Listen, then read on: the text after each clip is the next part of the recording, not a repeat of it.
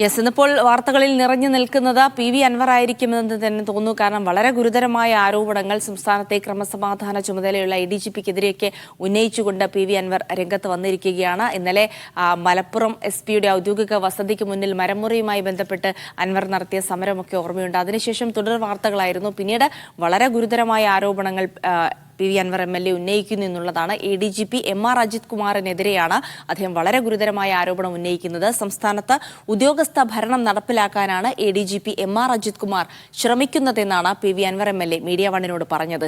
MLA-മാരെയും പൊതുപ്രവർത്തകരെയും ബഹുമാനിക്കരുത് എന്ന നിർദ്ദേശം അജിത് കുമാർ കീഴുദ്യോഗസ്ഥർക്ക് നൽകുന്നു. പൊതുജന വികാരം സർക്കാരിനെതിരെ തിരിച്ചുവിടാൻ അജിത് കുമാർ ശ്രമിക്കുന്നു.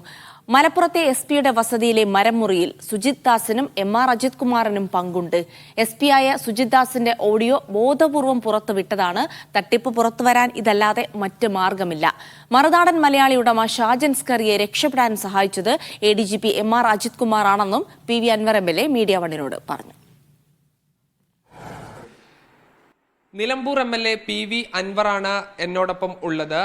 MLA, ഇപ്പോൾ ഈ SP സുജിത് ദാസും താങ്കളും തമ്മിലുള്ളൊരു ഓഡിയോ സംഭാഷണം പുറത്തു വന്നിട്ടുണ്ട്. അതിൽ ഈ ADGP MR അജിത് കുമാറിനെ കുറിച്ച് ഗുരുതരമായ കാര്യങ്ങളാണ് അദ്ദേഹം പറയുന്നത്. താങ്കൾ അദ്ദേഹത്തോട് പറയുന്നുണ്ട് അദ്ദേഹം സർക്കാരിന്റെ ഭാഗമല്ല, ഇല്ലെങ്കിൽ സർക്കാരിന് ഫേവറായ ആളല്ല എന്ന് പറയുന്നു. പക്ഷേ സുജിത് ദാസ് കൃത്യമായി പറയുന്നു അദ്ദേഹം ഈ മുഖ്യമന്ത്രിയുടെ പൊളിറ്റിക്കൽ സെക്രട്ടറിയുടെയും ആഭ്യന്തര വകുപ്പിന്റെയും അടുത്ത ആളാണ് എന്നുള്ളത്.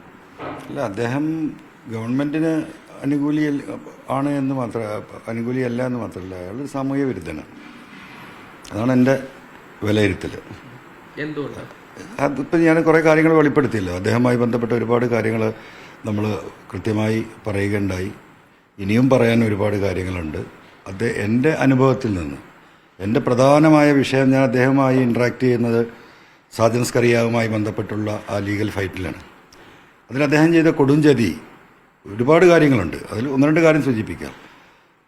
ഈ പോലീസിൻ്റെ വയർലെസ് ചോർത്തിയ സംഭവം അത് വളരെ ഗുരുതരമായ രാജ്യദ്രോഹ കുറ്റമാണ്. അപ്പോൾ സ്വാഭാവികമായും അതിന് വിശദമായ പരാതി തന്നെ അദ്ദേഹത്തിന് ഞാൻ കൊടുത്തു. ആ പരാതിയിൽ പ്രത്യേകമായി ഞാൻ പറഞ്ഞ ഒരു ലീഗൽ പോയിന്റ് എന്താണെന്ന് വെച്ചാൽ, 2000 ഇൻഫർമേഷൻ ടെക്നോളജി ആക്ടിലെ 2000 അമെൻമെൻറ്റിൽ 66F എന്ന് പറയുന്ന ഒരു വകുപ്പുണ്ട്. ആ വകുപ്പ് പറയുന്നത് സേനകളുടെ രഹസ്യ സ്വഭാവമുള്ള ഇത്തരത്തിലുള്ള സംവിധാനങ്ങൾ ചോർത്തിയാൽ അവർക്ക് അത് ഈ പറയുന്ന ഇൻഫർമേഷൻ ടെററിസമാണ്. ആ ടെററിസത്തിൽ 14 വർഷം ഇംപ്രിസ്മെൻ്റാണ്, ജാമ്യമില്ല, 6 മാസം ജാമ്യത്തിന് അപേക്ഷിക്കാൻ പോലും പറ്റില്ല. അപ്പോൾ അതിലുണ്ടായിരുന്നൊരു പ്രതിസന്ധി എന്താണെന്ന് വെച്ചാൽ, അത് സോഫ്റ്റ്വെയറുമായി കമ്പ്യൂട്ടറുമായി ബന്ധപ്പെട്ട ആക്റ്റാണ്. പക്ഷേ കേരളത്തിലെ ഈ പറയുന്ന വയർലെസ് സിസ്റ്റം കമ്പ്യൂട്ടർ സോഫ്റ്റ്വെയറുമായി ഇൻ്റഗ്രേറ്റ് ചെയ്തതാണ്. അപ്പോൾ അതിൻ്റെ മുകളിൽ ഞങ്ങളൊരു ആർഗ്യുമെൻ്റ് നടന്നു. 66F അട്രാക്ട് ചെയ്തിട്ട് വേണം FIR ഇടണം, ആ വകുപ്പ് ചേർത്തിടണമെന്ന് സ്പെസിഫിക് ആയിട്ടുള്ള ആ വകുപ്പിനെ കുറിച്ചൊക്കെയുള്ള ഷോർട്ട് നോട്ടൊക്കെ ഞാൻ കൊടുത്തിട്ടുണ്ട്. അങ്ങനെ ഈ പരാതി കൊടുക്കുമ്പോൾ അദ്ദേഹം പറഞ്ഞത് എങ്ങനെ 66F ഇതിൽ നിൽക്കില്ലല്ലോ എന്ന് പറഞ്ഞു. ഞാൻ പറഞ്ഞു നിൽക്കും, ഇന്ന കാരണം കൊണ്ട് നിൽക്കും, ഇതാണ് അതിൻ്റെ ലീഗൽ പോയിന്റ്. അങ്ങനെ ചെറിയൊരു ആർഗ്യുമെൻ്റ് ഉണ്ടായി, ഫ്രണ്ട്ലി ആർഗ്യുമെൻ്റ്. അപ്പോൾ പുള്ളി പറഞ്ഞു നമുക്ക് ഡയറക്ടർ ജനറൽ ഓഫ് പ്രോസിക്യൂഷന് ലീഗൽ ഒപ്പീനിയൻ കൊടുക്കാമെന്ന് പറഞ്ഞു. നിങ്ങൾ കൊടുക്കും, അതോടുകൂടി നിങ്ങളുടെ ഭാഗം ക്ലിയർ ആയല്ലോ. ഞാൻ പറയുന്നതാണോ ശരി, നിങ്ങൾ പറയുന്നതാണോ ശരി, അല്ല നമ്മൾ രണ്ടാളും പറയുന്നതാണോ ശരിയൊക്കെ നമുക്കറിയാലോ. അങ്ങനെ ലീഗൽ ഒപ്പീനിയൻ കൊടുത്തു. ആ ലീഗൽ ഒപ്പീനിയൻ കൃത്യമായി ഈ കാര്യങ്ങൾ പഠിച്ചിട്ട് director general of prosecutor legal opinion കൊടുത്തു. The computer system, if it is integrated with the computer system, wireless system is integrated with this computer software system, it will attract 66F. കാരണം ഇത് integrate ചെയ്തതാണോ അല്ലേ എന്ന് director of പ്രോസിക്യൂഷന് പറയാൻ കഴിയില്ല. If അങ്ങനെയാണെങ്കിൽ it will attract. അപ്പോൾ കേരളത്തിൽ അങ്ങനെയാണ്, ഇൻ്റഗ്രേറ്റഡ് ആണ്. പക്ഷേ ഈ നിമിഷം വരെ ഏകദേശം 1.25 വർഷമായി, ഇന്ന് വരെ ആ 66F അതിൽ ആഡ് ചെയ്യാൻ ഈ പറയുന്ന അജിത് കുമാർ തയ്യാറായിട്ടില്ല. കാരണം നിങ്ങൾക്കൊക്കെ തന്നെ അറിയാം, കഴിഞ്ഞ വർഷം 2.25 കോടി രൂപയാണ് അദ്ദേഹം പ്രോഫിറ്റ് ഇൻകം ടാക്സിൽ റിട്ടേണിൽ ഫയൽ ചെയ്തിട്ടുള്ളത്. 2.25 ലക്ഷം കോടി രൂപ വരുമാനമുള്ളൊരു വ്യക്തി 14 വർഷം ജയിലിലേക്ക് പോവുകയാണ്. ഒരു രക്ഷയില്ല 66F ഇട്ട് കഴിഞ്ഞാൽ. അപ്പം സ്വാഭാവികമായിട്ടും അതിനുള്ള വളഞ്ഞ വഴി അവർ സ്വീകരിക്കുമല്ലോ. ആ വളഞ്ഞ വഴി സ്വീകരിച്ചു. എം ആർ അജിത് കുമാറിനെ അദ്ദേഹത്തിൻ്റെ ആളുകൾ സ്വാധീനിച്ചു, ബന്ധപ്പെട്ടു. 2 കോടി രൂപക്ക് അവർ കരാർ ഉറപ്പിച്ചു 66F ഇടാതിരിക്കാൻ. അതിൽ കഴിഞ്ഞൊരു 3 മാസം മുമ്പ് വരെ 1.5 കോടി രൂപയെ കൊടുത്തിട്ടുള്ളൂ. ആദ്യം 1 കോടി, പിന്നെ 50 ലക്ഷം, പിന്നെ 6 മാസം 3 മാസം കഴിഞ്ഞിട്ട് ഷാജൻ സ്കറിയിൽ എം ആർ അജിത് കുമാറിന് കൊടുത്ത പണം ഞാൻ മനസ്സിലാക്കുന്നത്. ബാക്കി 50 ലക്ഷം ഇപ്പോഴും അദ്ദേഹത്തിന് കിട്ടിയിട്ടില്ല. ഈ കഴിഞ്ഞൊരു 1.5 മാസത്തിനിടയ്ക്ക് കിട്ടിയെന്ന് എനിക്കറിയില്ല. അപ്പോൾ ഇത്രയും ഒരു സാമൂഹ്യ വിരുദ്ധനായ, ഈ ഗവൺമെൻറ് വിരുദ്ധനായ, ഗവൺമെൻറ്റിനെതിരെയും മുഖ്യമന്ത്രിക്കെതിരെയും മുഖ്യമന്ത്രി കുടുംബങ്ങൾക്കെതിരെയും ഈ പാർട്ടി ലീഡർഷിപ്പിനെതിരെയും പാർട്ടിക്കെതിരെയും നിരന്തരമായി കള്ളവാർത്തകൾ മാത്രം കൊടുക്കുന്ന, ഒരു രാജ്യദ്രോഹ കുറ്റം കൂടി ചെയ്ത, ഈ രാജ്യത്ത് വർഗീയത പരത്താൻ വേണ്ടിയിട്ട് നിരന്തരമായി തൻ്റെ എല്ലാ സോഴ്സുകളും ഉപയോഗിക്കുന്ന ഇത്തരത്തിലുള്ള ഒരു രാജ്യദ്രോഹിയോട് സഹായിക്കാൻ പണം വാങ്ങിയാൽ പിന്നെ എന്ത് നിലവാരമാണ് ഈ നാടിനുള്ളത്? അപ്പോൾ അതിനെന്താ തെളിവെന്ന് പലരും ചോദിച്ചു. അതിൻ്റെ ഒന്നാമത്തെ തെളിവ്, എന്തുകൊണ്ട് 66F ഇടുന്നില്ല? 66F ഇപ്പോൾ ഇടാലോ. ഇപ്പോൾ ഒരാഴ്ച മുമ്പ് ക്രൈംബ്രാഞ്ചിലെ 2 ഓഫീസർമാർ എൻ്റെ സ്റ്റേറ്റ്മെൻറ്റ് എടുക്കാൻ വന്നിരുന്നു ഈ പെറ്റീഷനുമായി ബന്ധപ്പെട്ട്. അവരോട് ഞാൻ പറഞ്ഞില്ല എന്തുകൊണ്ടാണ് നിങ്ങൾ 66F ഇടാത്തത്. 66F ഇടണമെങ്കിൽ ഈ പറയുന്ന സാജൻ സ്കറിയയുടെ ആളുകളെ എം ആർ അജിത് കുമാറിൻ്റെ കോളറിന് പിടിക്കും, കൊടുത്ത കാശ് തിരിച്ചു കൊടുക്കേണ്ടി വരും. അല്ലാതെ എന്താ തടസ്സം? എം ആർ അജിത് കുമാർ അല്ല സംസ്ഥാന പോലീസ് മേധാവി, DGP അതിന് മുകളിലുണ്ട്, ആഭ്യന്തര സെക്രട്ടറി ഉണ്ട്, പൊളിറ്റിക്കൽ ലീഡർഷിപ്പ് ഉണ്ട്, ആഭ്യന്തരമന്ത്രിയായി മുഖ്യമന്ത്രി തന്നെ ഉണ്ട്.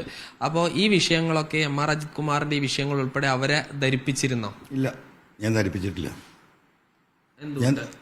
ധരിപ്പിക്കേണ്ട കാര്യമില്ല. ഇതിൻ്റെയൊക്കെ ഉത്തരവാദിത്തപ്പെട്ട ആളുകൾക്ക്, ഈ കേസുമായി ബന്ധപ്പെട്ട് വളരെ ഉത്തരവാദിത്തപ്പെട്ട ആളുകൾ എന്താ പറയുക, അവരുടെ നേതൃത്വത്തിൽ തന്നെയായിരുന്നു, ഒബ്സർവേഷനിൽ തന്നെയായിരുന്നു ഈ കേസ് അന്വേഷണം നടത്തിയിരുന്നത്. സാമാന്യ ബുദ്ധിയുള്ള ആളുകൾക്ക് ഇതിലിടപെട്ട ഗവൺമെന്റിന്റെ ഭാഗത്തുള്ള ആളുകൾക്ക് അത് ബോധ്യപ്പെട്ടിട്ടുണ്ടാവുമല്ലോ. PV അൻവറും ഷാജൻ സ്കറിയും തമ്മിലുള്ള ഒരു കേസ് എന്നുള്ളതിനപ്പുറം ഈ സർക്കാരിന് ഒരുപാട് പഴികേട്ട ഒരു സംഭവം കൂടിയാണ്. കാരണം ഇത്രയും വർഗീയ വിദ്വേഷം വിളമ്പുന്ന ഒരാളെ അറസ്റ്റ് ചെയ്യുന്നില്ല എന്നുള്ളത്. എന്നിട്ടും ഈ എം ആർ അജിത് കുമാറിന്റെ ഈ ചെയ്തികൾ സർക്കാർ എന്തുകൊണ്ടാണ് സംരക്ഷിച്ചത്? എനിക്കറിയില്ല. എനിക്ക് ഇപ്പോൾ ദാറ്റ് ഈസ് മൈ ക്വസ്റ്റ്യൻ. ഈ കാര്യങ്ങൾ അറിയാത്തതുകൊണ്ടാണോ, ഇനി അറിയുന്നില്ലെങ്കിൽ തന്നെ അറിയാനുള്ള എന്തൊക്കെ സോഴ്സുകളുണ്ട്? അപ്പോൾ അതങ്ങനെ ഒരു അന്വേഷണം നടക്കട്ടെ. ഇപ്പോൾ ഒരു തുറന്ന പറച്ചിലൂടെയാണ് ഇതിൻ്റെ ഒരു അന്വേഷണം നടക്കുന്നെങ്കിൽ അത് നടക്കട്ടെ എന്ന ഉദ്ദേശം ഞാൻ ഈ റിസ്ക് എടുത്തത്. മുഖ്യമന്ത്രിയുടെ നമ്പർ 1 ശത്രു എം ആർ അജിത് കുമാറാണെന്ന് വിശ്വസിക്കുന്നത്. സ്വാഭാവികമായിട്ടും പ്രതീക്ഷയുണ്ട് ഇത് അന്വേഷണം നടക്കണം, ക്രൈംബ്രാഞ്ച് അന്വേഷിക്കണം. ഈ മരമുറി കൃത്യമായിട്ട് ആ മരമുറിയിൽ ശ്രീജിത്ത് കൊടുത്ത പരാതി ഞാനിപ്പോൾ ഫേസ്ബുക്കിൽ പോസ്റ്റ് ചെയ്യുന്നുണ്ട്. അതിൽ വളരെ കൃത്യമായിട്ട് ആരൊക്കെ ഇതിൽ ഇടപെട്ടു, ഏതൊക്കെ പോലീസുകാർ എങ്ങനെയൊക്കെ ചെയ്തു പറയുന്നുണ്ട്. അന്വേഷിക്കണ്ടേ? ഈ മരത്തിൻ്റെ പ്രധാന കഷ്ണം ഈ പറയുന്ന ADGP അജിത് കുമാർ ഇവിടുന്ന് നല്ലൊരു ഡൈനിങ് ടേബിൾ തേക്കിൻ്റെ ഉരുപ്പടി പണിത് കൊണ്ടുപോയി എന്നാണ് ഞാൻ മനസ്സിലാക്കുന്നത്. അന്വേഷിക്കട്ടെ. ഈ സുജിത്ത് IPS അദ്ദേഹം ആണ് ഈ പറയുന്ന മഹാഗണി മരം മുറിച്ചത്. ആ മഹാഗണി മരത്തിൽ നിന്ന് ഇവിടുന്ന് ഫർണിച്ചർ ഉണ്ടാക്കിയിട്ടാണ് കൊണ്ടുപോയത്, സോഫ ഉണ്ടാക്കിയിട്ടാണ് കൊണ്ടുപോയത്. മനസ്സിലായോ? പക്ഷേ ഞാൻ പോരാടുന്നത് ഈ പാവപ്പെട്ട സാധാരണക്കാരൻ മനുഷ്യനാണ്. ഈ വിഷയം പുറത്തറിയുന്ന സമയം വന്നപ്പോൾ കഴിഞ്ഞ ഒരു 7-8 മാസമായിട്ടുണ്ടാവും. ഈ പറയുന്ന സുജിത് ദാസ് അദ്ദേഹത്തിൻ്റെ വീട്ടിൽ ഇവിടുന്ന് ഉണ്ടാക്കിക്കൊണ്ടുപോയ ഈ ഫർണിച്ചർ കത്തിച്ചു തെളിവ് പോകാൻ എനിക്ക് കിട്ടിയ വിവരമാണ്. എന്നിട്ട് എന്തുണ്ടായി? അദ്ദേഹത്തിൻ്റെ അമ്മ സുജിത് ദാസുമായി ബന്ധപ്പെട്ട ഫ്രണ്ട്ഷിപ്പുള്ള 1-2 പോലീസ് ഓഫീസേഴ്സിനെ വിളിച്ചിട്ട് സുജിത് ദാസിന് എന്ത് പറ്റി, കുഞ്ചു, അമ്മ കുഞ്ചു എന്നാണ് വിളിക്കുക. ഇതൊന്നും ഇപ്പോൾ ജനങ്ങൾക്കറിയില്ലല്ലോ എങ്ങനെ PV അൻവറിന് അദ്ദേഹത്തിൻ്റെ അമ്മ അദ്ദേഹത്തെ കുഞ്ചു എന്നാണ് വിളിക്കുന്നതെന്ന്. അമ്മ ഫോൺ എടുത്ത് കരഞ്ഞ് 2-3 ഓഫീസർമാരോട് വിളിച്ച് ചോദിക്കുകയാണ്, കുഞ്ചുവിന് മാനസിക തലക്കെന്തോ പറ്റിയോ, നിങ്ങൾ അർജൻറ്റായിട്ട് അദ്ദേഹത്തിന് ട്രീറ്റ്മെൻറ്റ് കൊടുക്കണമെന്ന രീതിയിൽ ഒരമ്മയുടെ വേദന പങ്കുവെച്ചിട്ട് വേറെ ഓഫീസർമാരെടുത്ത്.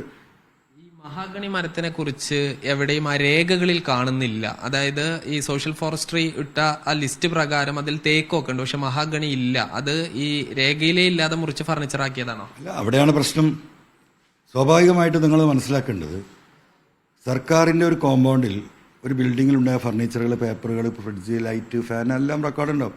മരങ്ങളുണ്ടെങ്കിൽ അതിന് റെക്കോർഡുണ്ടാവും. അപ്പോൾ SP ഓഫീസിൽ ഈ മരത്തിന് റെക്കോർഡുണ്ട്. സ്വാഭാവികമായും അത് മുറിച്ചാൽ അറിയും. പക്ഷേ പോലീസിൻ്റെ ബുദ്ധിയാണല്ലോ. ഈ മരം ഇങ്ങനെ V ആകൃതിയിലാണ്, V ഷേപ്പിൽ 2 സ്റ്റെമ്പായിട്ടാണ് പോയിട്ടുള്ളത്. അതിൻ്റെ ഒരു സ്റ്റെമ്പ് കട്ട് ചെയ്ത് അത് തന്നെ ഒരു മരമാണ്.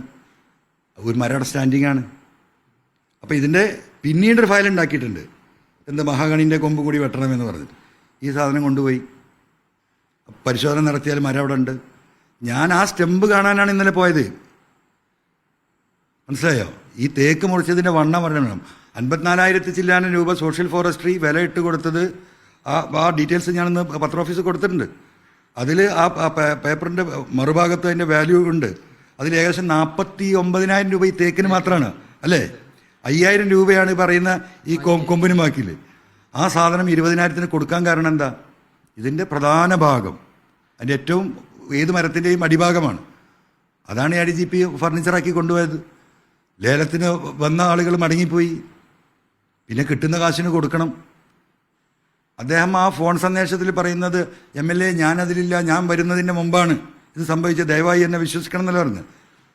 ആ 2023-ഓ 2022-ലോ ആ ഓർഡർ 20,000 രൂപയായി വില താഴ്ത്തി നിശ്ചയിച്ചതിൽ ഒപ്പിട്ടിരിക്കുന്നത് സുജിത് ദാസ് അല്ലേ? ഞാനാണോ കള്ളം പറഞ്ഞത്? ഇനി ഇത്രയും അപ്സെറ്റ് പ്രൈസ് നിശ്ചയിക്കുമ്പോൾ 56,000-ൽ നിന്ന് 20,000 ചില്ലാൻ രൂപയാക്കുമ്പോൾ ആൾമോസ്റ്റ് 130% വില കുറക്കുകയാണ്. സ്വാഭാവികമായി ഒരു സത്യസന്ധനായ ഓഫീസറാണെങ്കിൽ എന്താ ചെയ്യേണ്ടത്? അതേ സോഷ്യൽ ഫോറസ്ട്രിക്ക് കത്ത് കൊടുത്തിട്ട് ഇത് ഒന്ന് റീഎസ്റ്റിമേറ്റ് ചെയ്ത് തരണം, ഞങ്ങൾക്കത് വിൽക്കാൻ കഴിഞ്ഞിട്ടില്ല എന്ന് പറഞ്ഞിട്ട് സോഷ്യൽ ഫോറസ്റ്റിൻ്റെ ഒരു സർട്ടിഫിക്കറ്റ് വാങ്ങി വെക്കണ്ടേ? എന്താ അങ്ങനെ സർട്ടിഫിക്കറ്റ് ഇല്ലാത്തത്? പോലീസുകാരെങ്ങനെ മരത്തിന് വിലയിടുക? ഇവർക്ക് എന്താ അനുഭവം മരവുമായിട്ടുള്ളത്? അപ്പം ഇതൊക്കെ പ്രശ്നങ്ങളല്ലേ? ഇതിലിപ്പോൾ ഈ സുജിത് ദാസ് താങ്കളോട് ഒരു സൗഹൃദ രൂപത്തിലാണ് സംസാരിക്കുന്നത്, ഒരു MLA-യും SP-യും എന്നുള്ള രൂപത്തിലല്ല സംസാരിക്കുന്നത്. അത് താങ്കൾ ഈ പുറത്തേക്ക് നൽകിയത് വഞ്ചനയാണ് എന്ന തരത്തിൽ സോഷ്യൽ മീഡിയയിൽ ചർച്ച നടക്കുന്നുണ്ട്. തീർച്ചയായിട്ടും അതിലൊരു വഞ്ചനയുണ്ട്, ഞാൻ നിഷേധിക്കുന്നില്ല. ഒരു നിവൃത്തിയില്ല. ഞാനത് ചെയ്തത് എനിക്ക് തന്നെ അതിൽ മനസാക്ഷി കുത്തുണ്ട്. നിങ്ങളത് അറിഞ്ഞുകൊണ്ട് തന്നെ ഈ കാര്യങ്ങൾ പുറം ലോകത്തെ അറിയിക്കാൻ വേണ്ടി തന്നെ ചെയ്തതാണ്. 100%. എനിക്കതിലൊരു കളവും വളച്ചൊടിക്കാനൊന്നുമില്ല. 100%. ഇവരൊക്കെ ഇങ്ങനെയാണ്. ഇത് ഈ നാടറിയണം, ഈ പ്രപഞ്ചം അറിയണം, ഇവരെ വിശ്വസിച്ച് നിൽക്കുന്ന എൻ്റെ പാർട്ടി അറിയണം, ഈ ഗവൺമെൻറ് അറിയണം, ഇത് കൈകാര്യം ചെയ്യുന്നവരറിയണം എന്ന സതുദ്ദേശത്തിൽ തന്നെ ചെയ്ത. എന്ത് വഴിയുള്ളത് നിങ്ങൾ തന്നെ പറയൂ? ഇതല്ലാതെ വേറെന്ത് വഴി? അദ്ദേഹത്തെ ഞാൻ ട്രാപ്പ് ചെയ്തു ഞാൻ. കാരണം അദ്ദേഹം ഇതിൽ കള്ളനാണെന്ന് എനിക്കറിയാം, ഇതിന് പങ്കാളിയാണ്. ഒരുപാട് ആളുകളെ കണ്ണീര് കുടിപ്പിച്ചവരാണ് ഈ MR അജിത് കുമാറും ഈ സുജിത് ദാസും ഇപ്പം നിൽക്കുന്ന ഈ ശശീന്ദ്രൻ അടക്കമുള്ളവർ. ശശീന്ദ്രൻ നിലവിലെ SP പൊട്ടനാണ്. ഈ MR അജിത് കുമാറിന് വേണ്ടി എല്ലാം ചെയ്യുന്ന, ഒന്നും ഇല്ലാത്ത, അതായത് നേരിട്ട് IPS ലഭിക്കാത്ത ഒരു മണ്ടനായ ഉദ്യോഗസ്ഥൻ എന്ന രീതിയിലാണ് അദ്ദേഹം സംസാരിക്കുന്നത്. അത് എന്നെ സൂചിപ്പിക്കാൻ പറഞ്ഞത്, മനസ്സിലായില്ലേ? എന്നെ സൂചിപ്പിക്കാൻ പറഞ്ഞത് ഇതൊക്കെ നമുക്ക് മനസ്സിലാവില്ലേ? അപ്പം പുള്ളി അങ്ങനെ സൂചിപ്പിച്ചുകൊണ്ടേയിരുന്നു. ഞാൻ മന്ത്രിയാവും, പുള്ളി DGP ആവും, അല്ലേ? ഞാൻ ഈ പണിയെ നിർത്താൻ നിൽക്കുക സുഹൃത്തെ. MR അജിത് കുമാറിൻ്റെ നിർദ്ദേശപ്രകാരം ഈ പറയുന്ന രീതിയിൽ കേരളം ഒട്ടാകെ നടക്കുന്നുണ്ട്. ശക്തമായി പാർട്ടി പ്രതിരോധം തീർക്കുന്ന സ്ഥലങ്ങളിൽ ഇവൻ്റെ കളി നടക്കുന്നില്ല. മലപ്പുറത്ത് ഞങ്ങൾ ദുർബലമാണ്. ഞങ്ങൾ 4 MLA-മാരാണുള്ളത്. അതിലൊരാൾ മുൻമന്ത്രിയാണ്, ഒരാൾ മന്ത്രിയാണ്, നന്ദകുമാർ സഖാവ് സീനിയറാണ്. ഞങ്ങൾക്കിവിടെ പ്രതികരിക്കാൻ മാർഗമില്ല. കണ്ണൂരിനെ പോലെയോ കാസർഗോഡിനെ പോലെയോ എന്താ പറയുക, തെക്കൻ ജില്ലയിലെ കൊല്ലം പോലെയൊക്കെയുള്ള പാർട്ടി അതിശക്തമാണ്. അവിടെയൊന്നും ഈ MR അജിത് കുമാറിൻ്റെ ഈ തോന്നിവാസം പരിധി വിട്ട് നടക്കില്ല. ഇവിടെ അദ്ദേഹം ഒരു പ്രത്യേക രീതിയാണ്. അപ്പോൾ അതിനെ ചെറുക്കാനുള്ള എല്ലാ മാർഗങ്ങളും നമ്മൾ നോക്കി. എല്ലാം പരാജയപ്പെടുമ്പോഴാണ് നമ്മൾ ഇതല്ലാതെ എനിക്ക് മാർഗമില്ല. ഈ പോലീസ് ഉദ്യോഗസ്ഥരെ, ഈ തെറ്റുകാരായ പോലീസ് ഉദ്യോഗസ്ഥരെ നിയന്ത്രിച്ചില്ലെങ്കിൽ അത് വരും ഭാവിയിൽ സർക്കാരിനും പാർട്ടിക്കും തന്നെ വലിയ തിരിച്ചടിയാകുമോ? 1000%. 100% എന്നല്ല പറയാം, 1000%. ഈ ഗവൺമെൻറ്റിനെ, സാധാരണക്കാരായ ജനങ്ങളെ ഈ ഗവൺമെൻറ്റിനെതിരാക്കാൻ എന്താണ് മാർഗം എന്ന് റിസർച്ച് നടത്തി അതിൽ ഡോക്ടറേറ്റ് വാങ്ങിയവനാണ് ഈ MR അജിത് കുമാർ. നിരന്തരമായി അദ്ദേഹം നടത്തിക്കൊണ്ടിരിക്കുക. പാർട്ടിക്ക് വമ്പൻ ക്ഷീണം ഉണ്ടാവും, ഒരു തർക്കമില്ല. അഴിമതി ആരോപണങ്ങൾ അത് കോടതിയുടെ നിരീക്ഷണത്തിൽ ക്രൈംബ്രാഞ്ച് അന്വേഷിക്കണം. ഈ 4 ഡിമാൻഡാണ് ഈ വിഷയത്തിൽ എനിക്കുള്ളത്. പോസിറ്റീവായ തീരുമാനം പ്രതീക്ഷിക്കുന്നു. തീർച്ചയായിട്ടും ഞാൻ എപ്പോഴും പോസിറ്റീവാണ്, എനിക്കൊരു നെഗറ്റീവില്ല. അതുകൊണ്ട് പോസിറ്റീവായ തീരുമാനം തന്നെയാണ് ഞാൻ പ്രതീക്ഷിക്കുന്നത്. എന്നാലും PV അൻവർ MLA ഉന്നയിച്ച ആവശ്യങ്ങളോട് സർക്കാർ എന്ത് നിലപാട് സ്വീകരിക്കും എന്നുള്ളത് പ്രധാനപ്പെട്ടതാണ്. അൻവറുടെയും അതുപോലെ തന്നെ സുജിത് ദാസിന്റെയും ഫോൺ സംഭാഷണം സംബന്ധിച്ച് രാഷ്ട്രീയപരമായ ചർച്ചകൾ വരും ദിവസങ്ങളിലും സജീവമായി ഉണ്ടാവും. ജിഷ്ണു മീനങ്ങാടിക്കൊപ്പം സാജിദ് അജ്മൽ, മീഡിയ 1 മലപ്പുറം.